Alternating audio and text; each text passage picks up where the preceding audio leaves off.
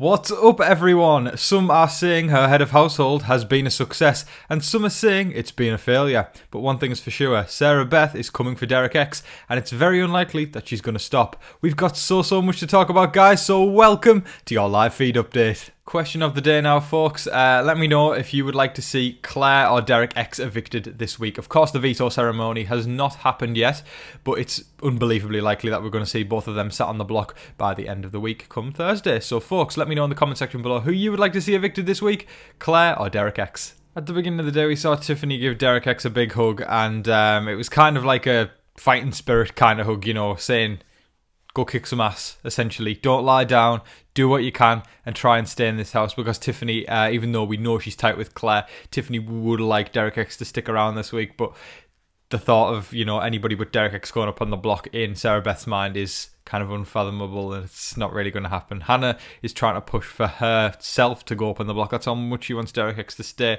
She's trying to push for herself to go up on the block, so then Claire will be sent out the door, but it's just not likely going to happen. Hannah, you know, I think she jokingly kind of said to Derek X, look, I'm going to blow up your game if you don't put me on the block, to Sarah Beth.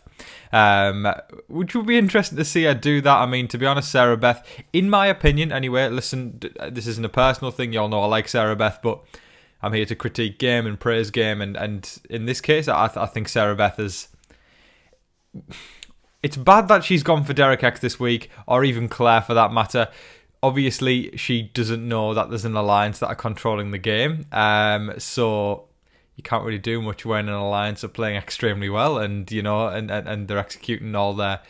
all the things that they need to get to the end without anybody realising. So although we said Derek X and Claire were slightly close, nobody's really done anything. So you've got to give credit to the Cookout there. And but equally, again, you can't help but shake your head and go, oh, Sarah Beth, you kind of didn't do anything to better your HOH. In her mind, yes, it looks great. As of now, listen, if everybody who was left in the house next week was to pitch their case to the jury, Sarah Beth would have a good thing under her belt, because she was the one who took out Derek X. But it's not the final two next week, and it's going to take a hell of a lot for Sarah Beth to get to the final two after this. I would say it's a 99% chance that she's not going to make it there. And yeah, so essentially it's kind of like she's done some damage this week, but she's kind of just cleaned the path for the Cookout, you know, to not have to take out Derek X, because she's not going to make it to the end, simple as. So you can't help but shake your head. But either way, she kind of took out a big threat, even though he's not even gone yet, so you've got to give her that credit there. But I think main credit does have to go to the Cookout, because they've kind of gotten Sarah Beth to do this, because this has essentially been Carlin's third head of household, many are saying. So anyway, so the Cookout have managed to get her to do that with being totally undetectable along the way. So round of applause for the Cookout. Game talk kind of wasn't very prevalent throughout the daytime, but towards the night we got a little bit more. And it seems as though it's almost certain, guys, so I'm not going to get anyone's hopes up who is rooting for Derek X, that he is going to be going on the block when the veto meeting comes around. So Xavier is obviously going to pull himself off the block with the power of veto, and Sarah Beth is going to put Derek X up there, and he's likely going to be heading out the door on Thursday night, because... to put it simply, and this isn't shade, this isn't, you know, me being funny, it's what Kyland wants. Kyland's pushed it for Sarah Beth, and Sarah Beth is saying, sure thing, Kyland, I'm going to do that for you. There's not much more to it. It's not me, like I say, it's not me throwing shade at Sarah Beth, it's literally the case. Kyland wants it to happen, and Sarah Beth's doing it for him.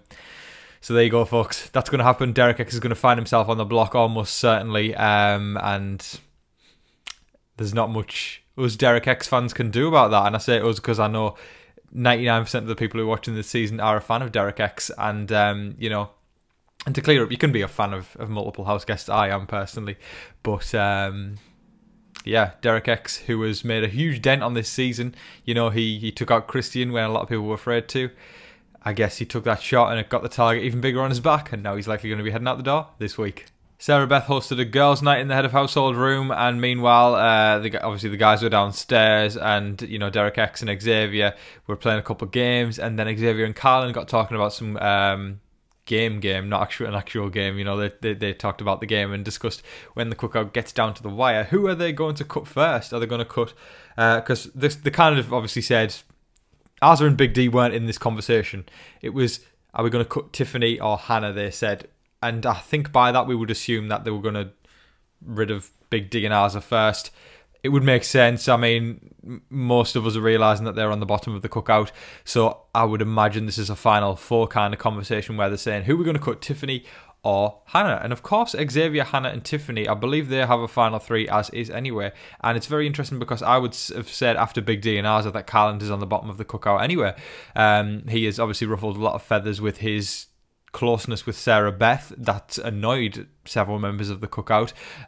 So obviously that's a kind of a what-if scenario if Xavier and Carland were to pull together, because I don't necessarily see Xavier and Carland as a two. I kind of see them as two members of the cookout, not a two within the cookout.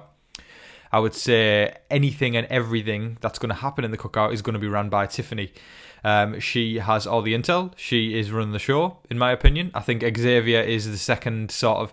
It's difficult. 100% Tiffany, Xavier and Hannah are running the show in the cookout. I would say Tiffany's at the top, and Xavier and Hannah are very close to Tiffany as well. It's not like it's not a one-horse race, but I think Tiffany has been the mastermind of the cookout, and the person who is receiving all the information inside of it.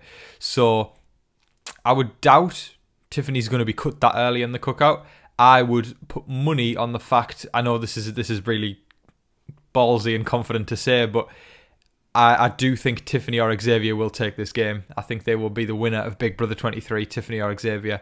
I could be totally wrong. I could be proved wrong there further down the line, but I'm incredibly impressed by Tiffany and Xavier's games that I do think one of them will take it. Don't get me wrong, I'm incredibly impressed by Hannah's game as well. I think all three of them are playing marvellously, but Tiffany or Xavier, I do believe, will be the ones to take the crown. One of them obviously will do it and become the, well, I say obviously, very likely I would say anyway, but I think one of them will become the winner of Big Brother 23.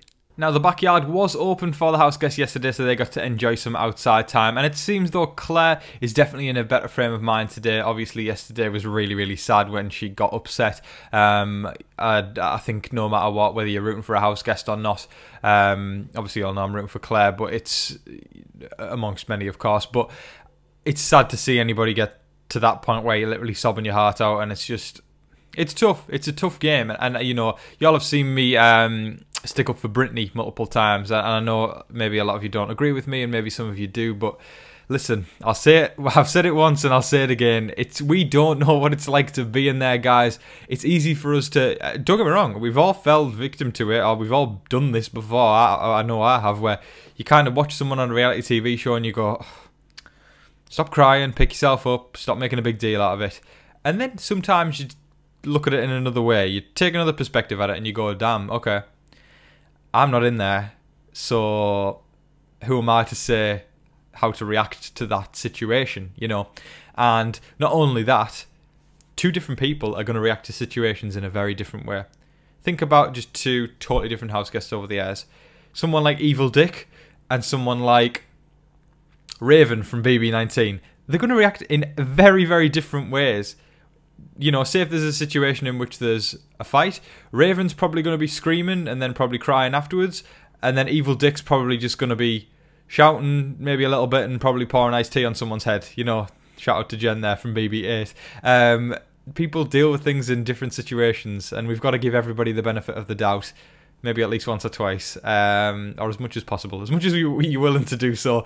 And you've got to go, okay, right, give them time, you know, to do their thing, and then they'll pull themselves around. And it seems like that's what Claire's done, and I'm very, very happy to see her in better spirits today. Arza was in a conversation with Derek X, and she was saying since Brittany's left, it's kind of toughened her up in the game, which is kind of really, really good to see. You know, obviously, like I was just discussing there, there's nothing wrong with being emotional or seeing those sides of the game, but when you can kind of put that aside and go, let's play this damn game. That's what we like to see. I've seen a lot of flack for Arza, people saying, you know, she's playing with her heart on her sleeve, and yes, she is, right? But that can be a good thing in the game. You know, it can probably mean loyalty, and you know, Arza has shown, even though she's played emotionally and she's played with her heart on her sleeve, she's a loyal player. You know, if she's got someone's back, she's got someone's back, and she showed that with Brittany. But now that Brittany's gone, I think Arza's realised, you know what, I want to get to the end and I'm going to do everything it takes. So when it does come down to the final six of the cookout, which is likely what it's going to be, I hope that I can see Arza kind of stand up and go, do you know what, me and Big D are not on the bottom of this anymore, or at least kind of, she might even distance herself from Big D and kind of just say her own thing, and, you know, and go, I've got to get myself to the end. That's all that matters at this point. I will take out Tiffany. I'll take out X. I'll take out I've just said X twice. I'll take out X. I'll take out Kyland. I'll take out Hannah. I'll take out Big D. Obviously, one of them will come with her, but she will do what it takes to get to the end. And I really hope we're going to see Arza kind of coming into her own and going full force, because a lot of Big Brother players that have been underestimated in the past, in previous seasons where they've kind of not done much up until halfway through the game, often come into gear and start to really get impressive, you know, and can often take it in the end game. I'm trying to think of someone. I would say Casey from BB20, but I always feel Casey's social game was incredibly impressive even in the first half. But obviously, she turned it up and won all the comps in the second half. But you know, I mean, you could equally do both in the second half. You might not do much in the first half, but then if you can turn up your social and your physical in the second half and strategy, you could take the game, and I mean that. Anybody can win, and that's the beauty of Big Brother. It's expect the unexpected. That is all of your live feed updates for today, folks. I thoroughly hope you all enjoyed watching. There's so much to talk about, folks, so I'd love to hear everybody's thoughts in the comment section below, and I've got a feeling what some of those thoughts are going to be, because I've seen a lot of people on social media talking about how they are feeling with Derek X as the target this week, and a lot of people are not holding those feelings back, so don't hold them back today, folks, and let me know in the comment section below how you're feeling with Sarah Beth as the head of household. Do you think she's going to do you think she's done a good job, or do you think it's basically being Kyland's third head of household reign? Do you want to see Claire evicted this week? Do you want to see Derek X evicted this week? And when it comes down to the final 6, if it is the Cookout, who would you like to see go the journey and go the journey first, and you know, have the longest journey and then become the winner of the Big Brother 23 game? There's still so much to talk about, guys, so let me know in the comment section below. I would really appreciate it. But folks, I'll say as I always do, make sure you're staying safe, staying positive and staying healthy out there, and be kind to one another. But in the meantime, please don't forget to like, share, comment and subscribe. Until your next live feed update, I've been your host Tom Vasey. Good night.